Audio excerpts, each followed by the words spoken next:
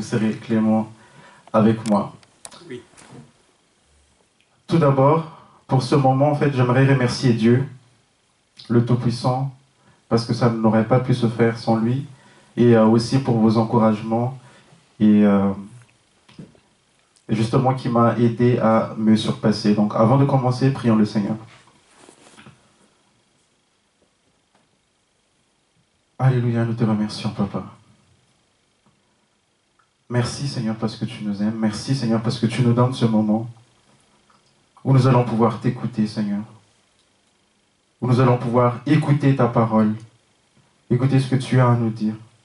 Je ne suis qu'un instrument, Seigneur, utilise-moi et parle à travers moi. Parle, nous t'écoutons. Au nom de Jésus. Amen. Amen.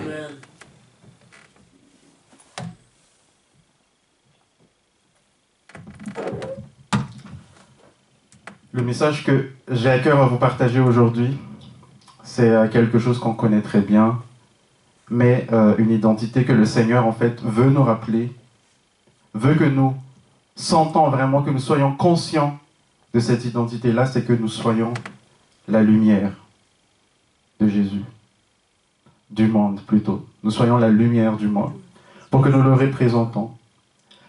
Si nous sommes tous là aujourd'hui, si nous sommes tous présents, si nous sommes arrivés en ces lieux, c'est parce que un jour ou l'autre, quelqu'un nous a partagé Jésus. Quelqu'un nous a partagé la bonne nouvelle, où nous avons rencontré Jésus d'une manière ou d'une autre.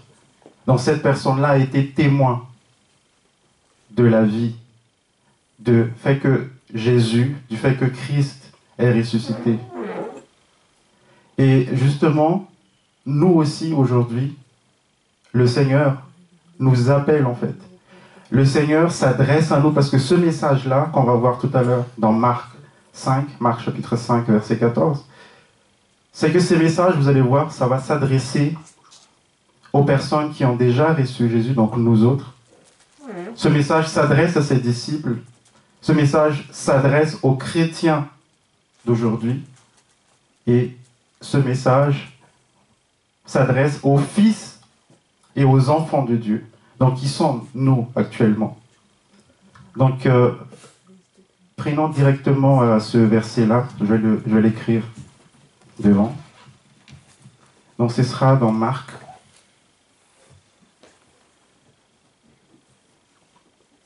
Matthieu chapitre 5, 14 à 16. Matthieu chapitre 5.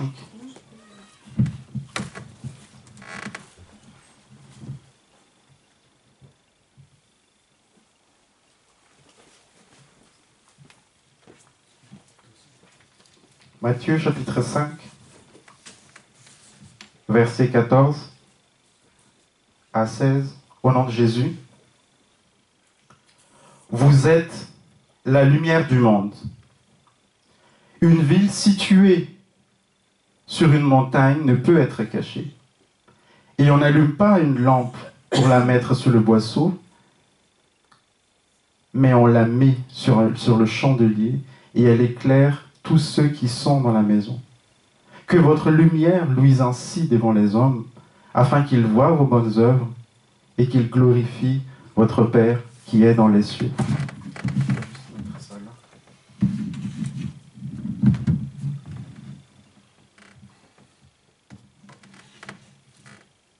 Donc je répète le verset. Vous êtes la lumière du monde. Une ville située sur une montagne ne peut être cachée.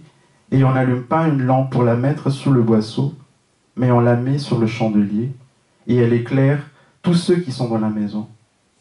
Que votre lumière luise devant les hommes, afin qu'ils voient vos bonnes œuvres, et qu'ils glorifient votre Père qui est dans les cieux.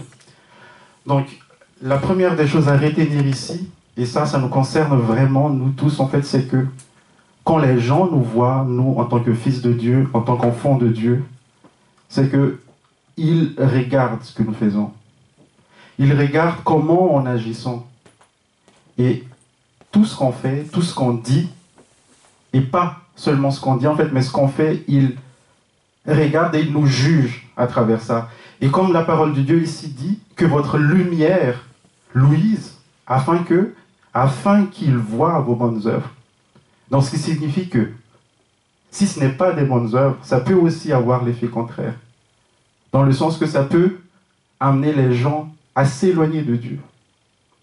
Et ça attriste le Seigneur, ça attriste le Saint-Esprit. Donc, nos actions, ce que nous disons ou ce que nous faisons ont un impact sur les gens. Quand je dis les gens, c'est les personnes qui sont à l'extérieur de l'Église. Les personnes qui ne sont pas dans l'Église. Et c'est pour ça que le Seigneur ici nous rappelle à être cette lumière-là.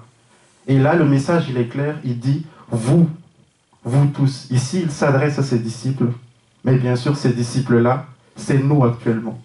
C'est nous en ce moment. Les personnes qui sont avec Jésus, qui ont accepté Jésus dans leur vie. Si on revient dans le contexte en fait de ce Matthieu chapitre 5, on voit bien qu'ici, c'est ce qu'on appelle le discours sur la montagne. Donc vous allez voir que si vous revenez un peu plus au début, Jésus en fait, il dit beaucoup de choses. Heureux les pauvres, dans le verset 3, il dit heureux les pauvres en esprit, heureux les affligés. Et il dit beaucoup de choses. Et c'est vraiment un des enseignements qui sont très importants de ce que Jésus en fait dit à ses disciples. Et dans ce contexte de Matthieu spécifique-là, je vous invite à vraiment avoir une image, une visualisation dans votre tête. C'est que ici, il parle de chrétiens et ville. Donc, il fait la comparaison entre une ville et les chrétiens. Donc, il dit une ville située sur une montagne ne peut être cachée. Donc, la montagne ici, c'est Jésus. Donc, nous sommes la ville qui est sur la montagne, et ça ne peut pas être caché. Et plus les personnes s'approchent de cette ville-là, plus on va voir Jésus en fait. Donc, nous sommes invités justement à grandir dans notre foi, à grandir dans la connaissance. Justement, ce matin, on a parlé de la connaissance, d'avoir aussi les dons du Saint-Esprit, comme notre pasteur nous a dit quand on a fait cette devinette. C'est que l'influence directe, ce qu'on peut retenir directement en fait, dans ce verset, dans ce passage, c'est qu'on a une influence positive. On devrait avoir une influence positive à ces personnes-là, aux personnes qui sont en contact avec nous, aux personnes qu'on côtoie au quotidien, aux gens qui ne connaissent pas encore Jésus, ou aux gens qui ont envie de rencontrer Jésus, mais qui hésitent. Donc nous tous, en tant que chrétiens, nous, en tant que déjà disciples de Dieu, nous devrons être cette lumière pour attirer ces personnes-là. Une lumière sur une montagne, ça attire la curiosité. Ça donne envie aux gens de vraiment venir chercher qu'est-ce qu'il en est. C'est quoi? Qu'est-ce qu'il y a? Donc la question ici, c'est vraiment de se poser la question, est-ce que moi, en tant que chrétien, je brille? Est-ce que je suis conscient que je suis la lumière? Est-ce que je suis conscient que les gens peuvent juger Jésus ou la religion à travers moi, en tant que chrétien? Ou au contraire, à cause de moi, on dénigre le nom du Seigneur? Ou à cause de moi, les gens s'éloignent de Dieu? Le message, il est un peu dur, mais vraiment, ça s'adresse à nous tous, et encore moi en premier. Donc que nous ayons vraiment cette envie à l'intérieur de nous de faire briller la lumière partout. Que nous ayons cette envie, Jésus, je veux te faire briller. Je veux que les gens te voient, te glorifient à travers ce que moi je fais, à travers ce que moi je dis, à travers mes actions. Et justement, dans ça, en fait, ça rappelle ce que je vous ai dit tout à l'heure, c'est une partie de notre identité. Donc on a dans 1 Pierre 2,9, un verset qu'on connaît très bien. Je vais le lire quand même. 1 Pierre 2,9. Au nom de Jésus. Vous, au contraire, vous êtes une race élue. Un sacerdoce royal. Amen. Une nation sainte, un peuple acquis, afin que vous annonciez les vertus de celui qui vous a appelé des ténèbres à son admirable lumière. Donc, nous sommes élus. Nous sommes une nation sainte. Encore une fois, la parole ici s'adresse à nous tous qui avons déjà reçu Jésus. Afin que quoi? Afin que vous annonciez, afin que nous annoncions ces paroles-là. Afin que nous confirmons aux autres que voilà, j'ai le Seigneur dans ma vie. Et je n'aurai pas honte de l'évangile, je n'aurai pas honte de Jésus. Et j'applique, je montre aux autres que j'ai Jésus dans ma vie. Et justement ici, quand Jésus dit dans ce Matthieu chapitre 5, verset 14, ce n'est pas un appel, il ne demande pas ici. Il affirme. Il dit, vous l'êtes. Il ne demande pas, je vous invite à... Non, vous êtes la lumière. Et cette lumière-là, vous allez voir au fur et à mesure qu'on va commencer, on va voir, il y a beaucoup de versets qui affirment justement que cette lumière-là, c'est Jésus lui-même. Cette lumière-là, c'est la parole. Il y a beaucoup de sens, en fait, de la lumière à travers la Bible. Et ça mérite vraiment, ça vaut vraiment la peine d'explorer cette lumière-là, parce qu'encore une fois, quand Dieu, en Genèse, il a créé le monde, il a dit que la lumière soit. Et la lumière fut, exactement. Et nous, quand on n'a pas la vue, quand on ne peut pas voir, il n'y a pas la lumière. Et c'est là qu'on se rend compte que la vue est l'un des sens les plus importants. Et même si on peut voir, mais il n'y a pas la lumière, il n'y aura rien non plus. Donc vous voyez que lumière ici est quelque chose d'extrêmement important. Et si Jésus nous invite, nous dit, nous confirme que nous sommes la lumière, ça implique qu'il y a une responsabilité. Et elle n'est pas minime, cette responsabilité-là. Et ça implique de l'engagement. Ça implique le fait que quand j'ai accepté Jésus à travers l'acte du baptême, je me suis engagé avec lui. Ce n'est pas juste un acte où je reste passif, mais je dois agir. Je dois être en action. Donc, il invite vraiment ici, le Seigneur nous invite ici à faire un acte de foi, de travailler pour lui, de contribuer à son œuvre et au développement justement de son Église. Et il s'adresse à nous tous, ses disciples, comme il s'est adressé ici, dans son discours de la montagne, à ses disciples à l'époque. Et être la lumière du monde, être la lumière du monde ici, ça implique en fait qu'on a tous, chacun de nous, une mission. Et cette mission-là, on se la doit de la compléter. On se la doit en fait de le finir. Si on va dans Jean chapitre 1, l'évangile selon Jean, chapitre 1,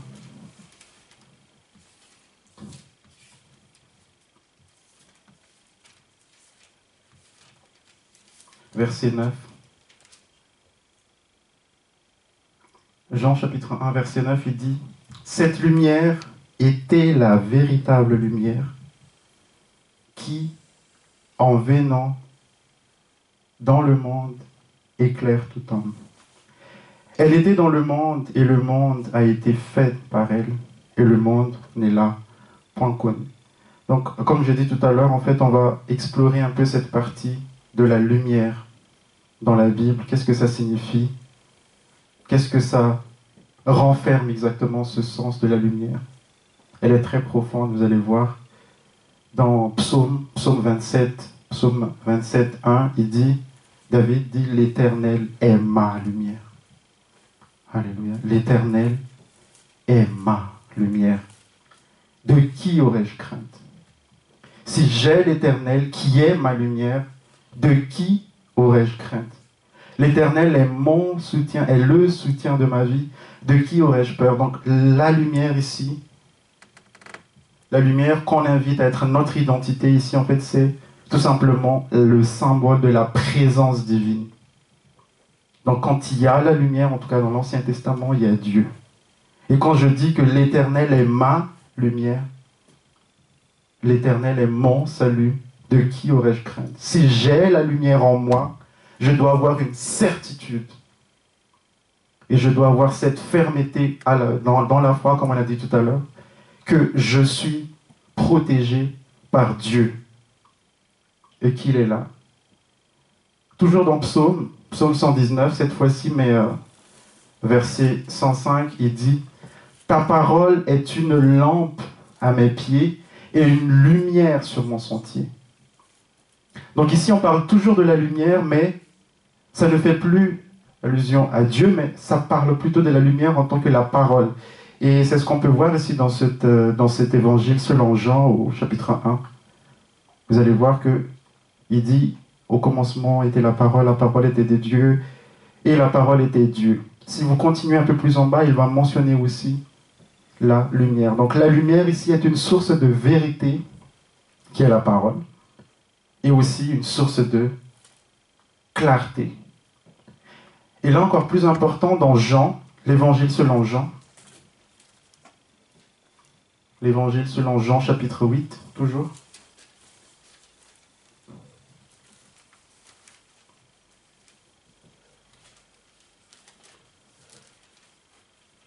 L'évangile selon Jean, chapitre 8, verset 12, il dit, au nom de Jésus, « Jésus leur parla de nouveau et dit, « Je suis la lumière du monde. » Donc ici, c'est Jésus qui affirme, « Je suis la lumière du monde.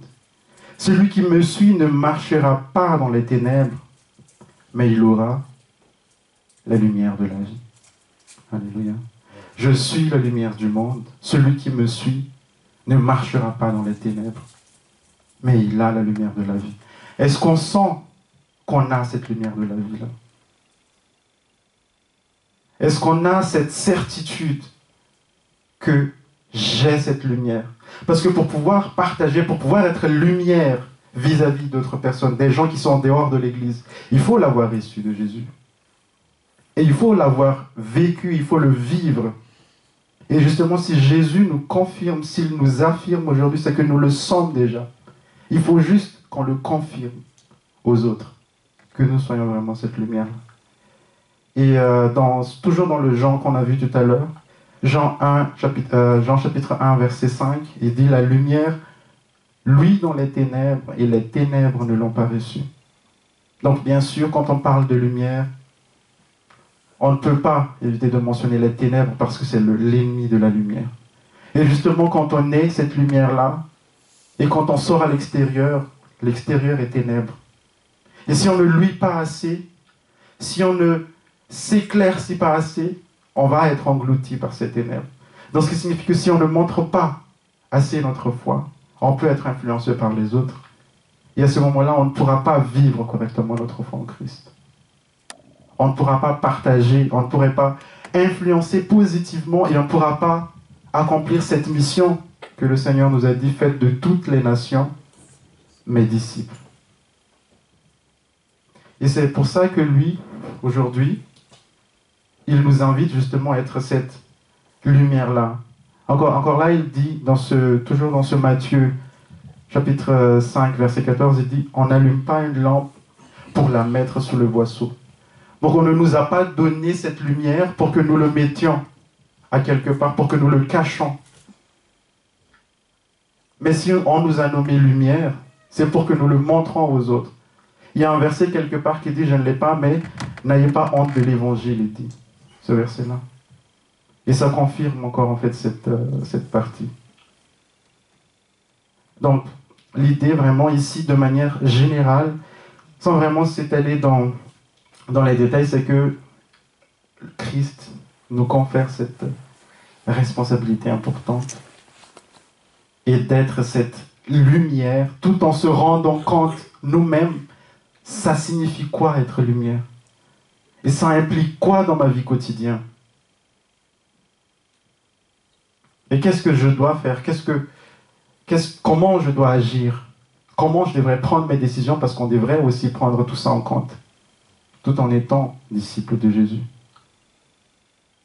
Et la lumière aussi symbolise, si les gens nous voient, la lumière aussi symbolise à travers nous Et là, je vais donner des exemples beaucoup plus concrets, c'est que ça symbolise par exemple si on côtoie les gens, si on rencontre des gens, les gens vont nous voir que non, lui, il est différent.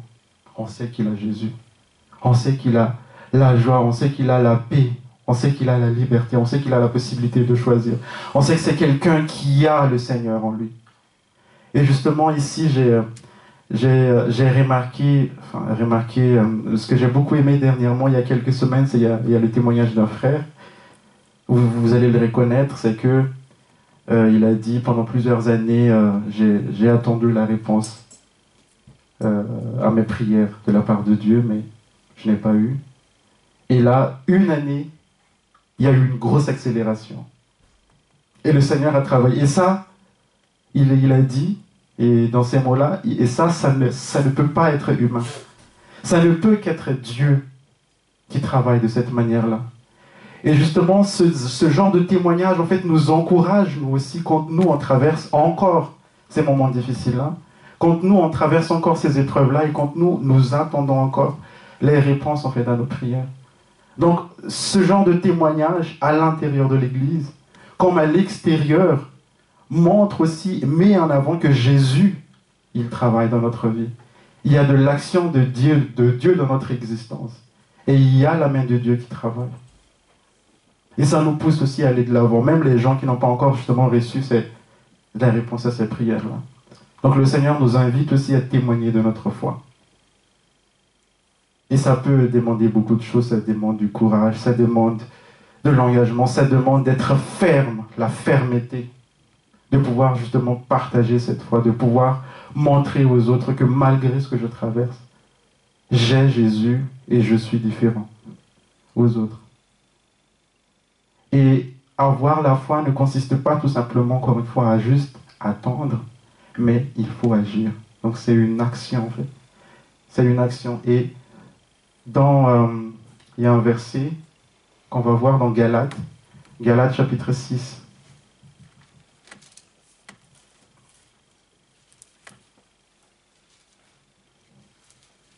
Galates chapitre 6, 9 à 10, versets 9 à 10.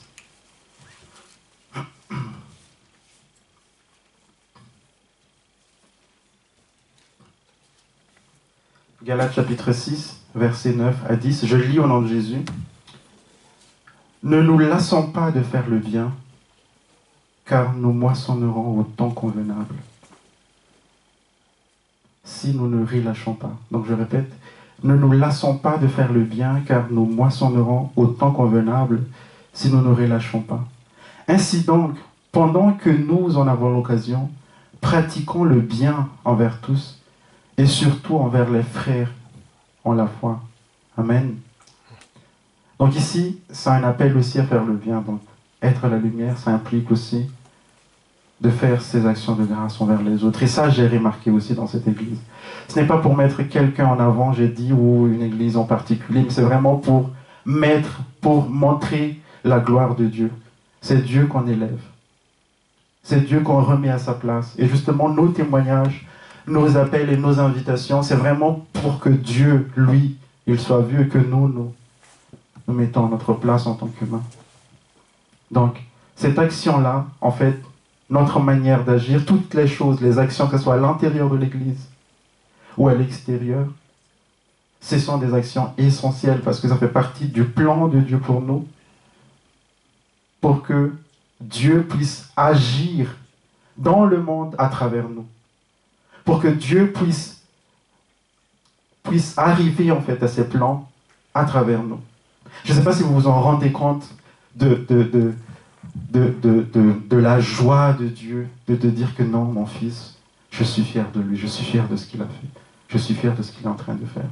Je ne sais pas si ça nous arrive des fois de vraiment juste vouloir faire plaisir à Dieu par rapport à nos actes, par rapport à ce que nous faisons au quotidien. Et c'est ça qu'il veut en fait, que nous fassions, que nous soyons en cœur avec lui. On a dit aussi tout à l'heure pendant les études, on a dit que Christ vit en nous. À partir du moment où on reçoit le baptême et on reçoit aussi le don du Saint-Esprit, on laisse Christ vivre en nous. Et ça produit beaucoup de choses. Ça produit les différents fruits de l'Esprit aussi. Et ça change même notre manière d'agir, notre manière de faire. Les gens vont nous percevoir d'une différente manière et notre vie même va être différente. Donc, dans Matthieu 6, 33, dans l'Évangile selon Matthieu, chapitre 6, verset 33, il nous invite vraiment, toujours pour renforcer ce message en fait, de vraiment pouvoir travailler pour Dieu, d'être, je dirais entre guillemets, collaborateur de Dieu, est essentiel. De se laisser guider par le Seigneur, de ne pas juste faire un autre choix. Il nous a donné le choix de le suivre, il nous a donné le choix de le choisir, de choisir la vie. Il a dit, je vous donne la vie et la mort, choisissez la vie. Donc dans ce Matthieu chapitre 6, verset 33, Matthieu chapitre 6, verset 33, il dit, Matthieu chapitre 6, verset 33, au nom de Jésus, « Cherchez premièrement le royaume des dieux et la justice de Dieu, et toutes ces choses vous seront données par-dessus. » Cherchez premièrement le royaume et la justice de Dieu, et toutes ces choses vous seront données par-dessus. Donc nous, encore une fois, dans notre identité en tant que chrétien, en tant que disciple de Jésus, est-ce que nous mettons ça en priorité? Parce qu'ici, c'est une recommandation. C'est Dieu qui le dit. Priorisez les choses de Dieu. Priorisez le royaume de Dieu. Priorisez tout ce qui contribue à l'œuvre de Dieu. Et les autres choses vous feront venir par après. Il dit, les autres choses vous seront données. Donc c'est lui-même qui le confirme et qui l'affirme. Mais encore une fois, est-ce que nous agissons comme tel? Et là, je vise moi d'abord en premier. Et puis, de vraiment méditer la parole et de l'appliquer comme il est demandé ici en fait. Et le Seigneur aussi nous demande vraiment d'être irréprochables. En pratiquant ces demandes, ces observations et ces choses qui a été dit dans la parole de Dieu, il nous demande d'agir vraiment selon lui. Et il sait que nous ne sommes pas parfaits. Encore une fois, ça a été dit. En fait, c'est vraiment pour vous dire que l'Esprit travaille de manière coordonnée. Il y a des messages qui ont été déjà prédits tout à l'heure et là, ça vient le confirmer. C'est que il nous connaît, il sait que nous sommes des humains. Jésus lui-même est venu en chair et en os pour pouvoir expier nos péchés.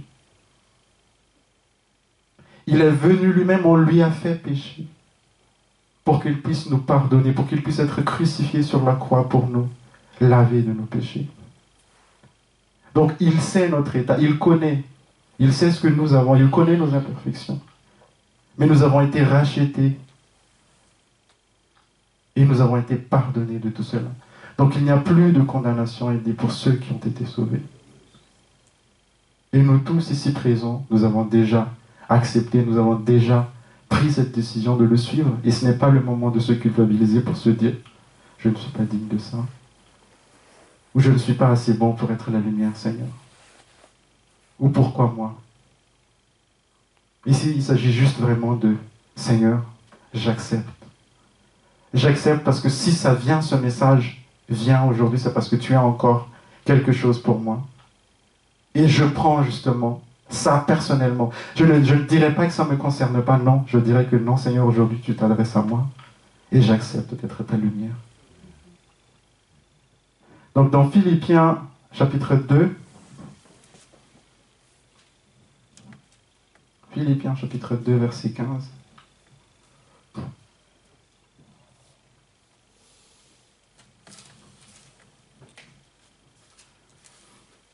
Au nom de Jésus, je lis Philippiens chapitre 2, verset 15. Il dit « Afin ». Donc, je commence par le verset 13. Philippiens chapitre 2, 13 à 15.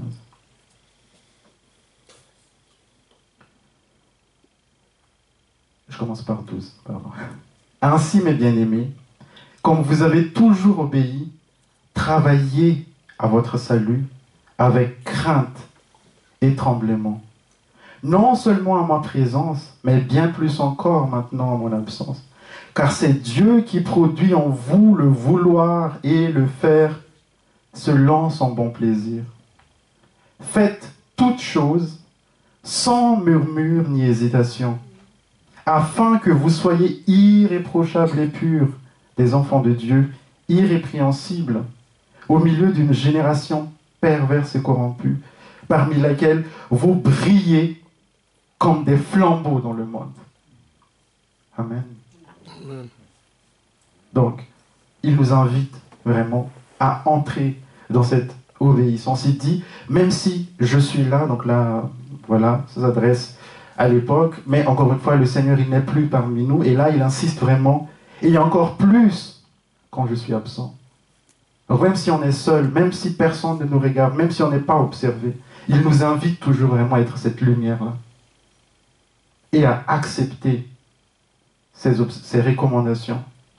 Et il dit ici, pour que vous puissiez briller, pour que vous puissiez être cette lumière-là, dans ce monde, il a donné des adjectifs assez sévères, je dirais, mais qui est vrai. Dans cette génération perverse et corrompue, donc dans ce monde, dans le monde actuel, il faut que nous brillions. Il faut que nous soyons quoi? Que nous soyons ce flambeau dans le monde. Donc le Seigneur nous invite vraiment à être cette flambeau. Et il y a aussi cette parole qu'on a vue tout à l'heure pour nous dire que nous sommes des races élues. Une nation sainte, un sacerdoce royal. Donc il faut vraiment que nous vivions ces choses-là, que nous nous rendons toujours conscients de cette identité que le Seigneur a mis à nous. Parce que ces paroles-là ne sont pas écrites en vain. C'est vraiment pour nous, pour notre connaissance, pour qu'on puisse l'appliquer, pour qu'on puisse le vivre dans notre quotidien, pour qu'on puisse l'appliquer dans notre vie. Donc, il y a un petit exemple, une petite image que je vous invite aussi à voir, c'est que quand on... C'est une scène probablement que nous avons tous déjà vécue. C'est que quand on se lève la nuit, surtout quand il y a quelqu'un dans la même pièce, quand on se lève la nuit, on a moins tendance à allumer la lumière. Voilà. Parce qu'on ne veut pas déranger l'autre. On n'a pas envie de déranger l'autre, donc on se lève on se lève dans le noir et on va, par exemple, je dis tout de suite un exemple, aux toilettes, par exemple. Mais ce petit passage-là, dans le noir, tout peut arriver. On peut se cogner. Il y a des petits... Il confirme le pasteur. Il y a des petits incidents qui peuvent arriver. Mais là, c'est notre choix. On sait qu'on peut tout à fait allumer la lumière, mais qu'est-ce qui se passe? On se laisse dans le noir, tout simplement par choix et par volonté, et on se cogne, et il y a des choses qui nous arrivent. Mais en fait, ce petit exemple-là, ça semble être anodin, mais en fait, c'est ce que nous faisons, des fois en tant que chrétiens. On a Jésus dans notre vie. On a la lumière, et on sait qu'on peut se tourner vers lui. Et on sait qu'on peut faire appel à lui. Mais qu'est-ce qui se passe? C'est que nous faisons juste à notre tête. On se dit, je peux le faire. Je peux continuer, il n'y a pas de souci.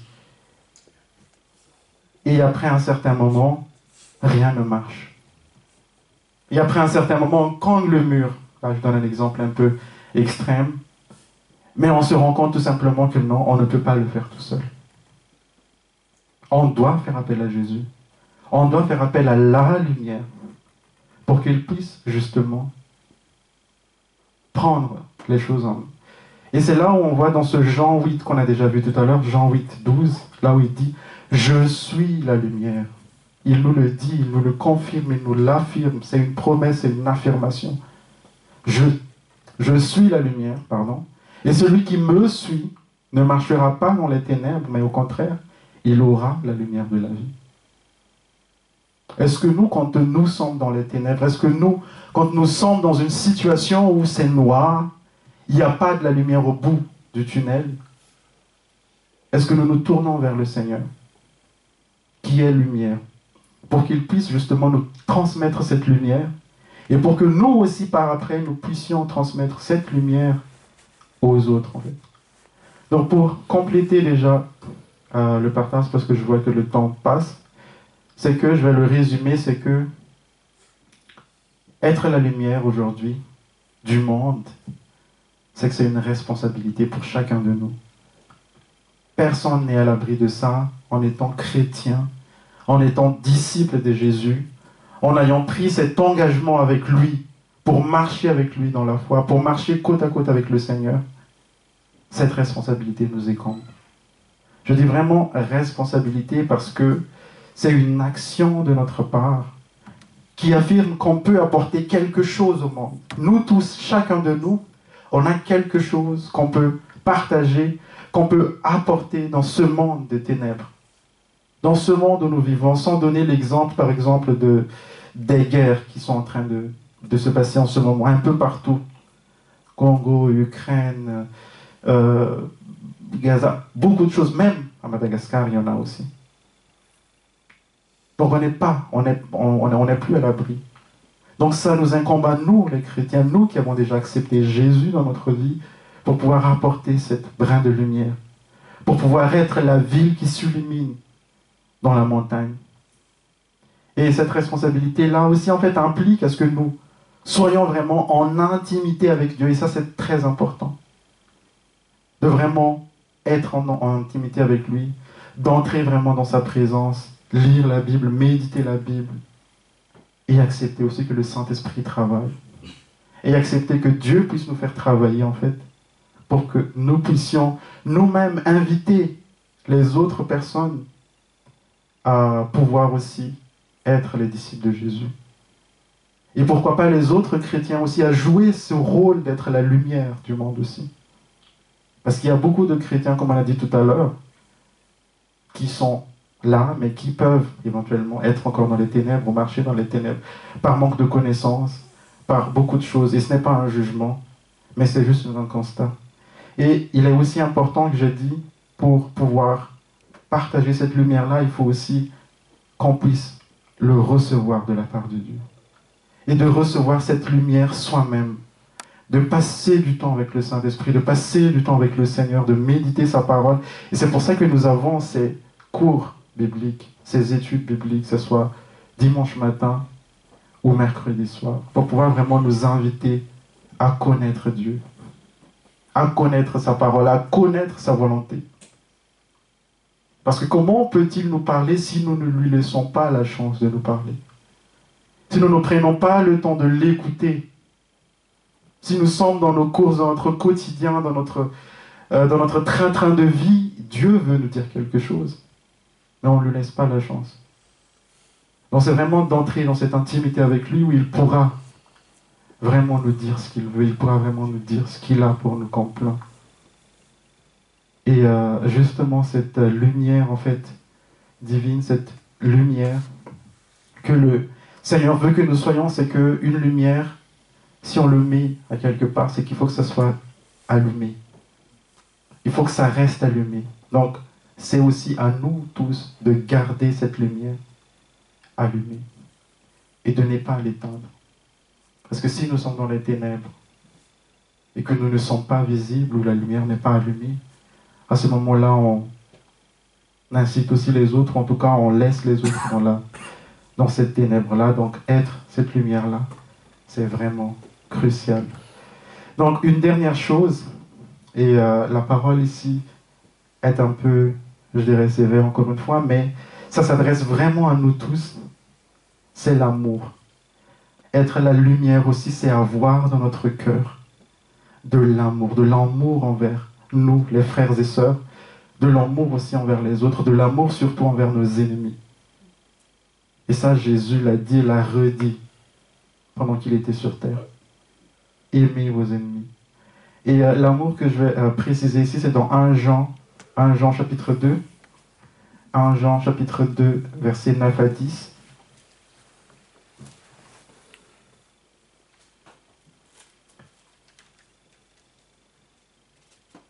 Jean chapitre 2, versets 9 à 10.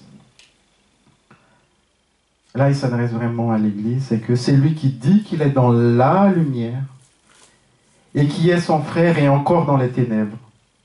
Celui qui aime son frère demeure dans la lumière et aucune occasion de chute n'est en lui. Mais celui qui est son frère est dans les ténèbres, il marche dans les ténèbres et il ne sait où il va parce que les ténèbres ont aveuglé leurs yeux. Donc je pense que ce cas-là n'est pas ici, enfin n'est pas parmi nous, mais en tout cas quand il dit ici, ne pas haïr son frère. Tout simplement donc avoir de l'amour à son prochain, avoir de l'amour tout un chacun. C'est cet amour-là qui nous donne la paix. C'est cet amour-là qui est le sens même, l'essence même de la raison du pourquoi Jésus est venu sur terre pour nous sauver. Et nous étions pécheurs. Il n'avait aucune raison de le faire, mais il l'a fait par amour pour nous. Et si nous, aujourd'hui, il nous invite à être la lumière, c'est aussi de vivre selon cet amour pour les autres. Et surtout, il précise ici pour nos frères, pour nos sœurs aussi, bien sûr, en Christ. Donc, pour que nous puissions vraiment laisser cette lumière-là briller en nous, briller dans notre vie, briller chez nos frères et sœurs, et briller aussi à l'extérieur, c'est qu'il faudrait que nous ayons cet amour et mettre de côté tout ce qui ne vient pas de Dieu, tout ce qui ne vient pas de sa volonté, tout ce qui est contraire à ses recommandations.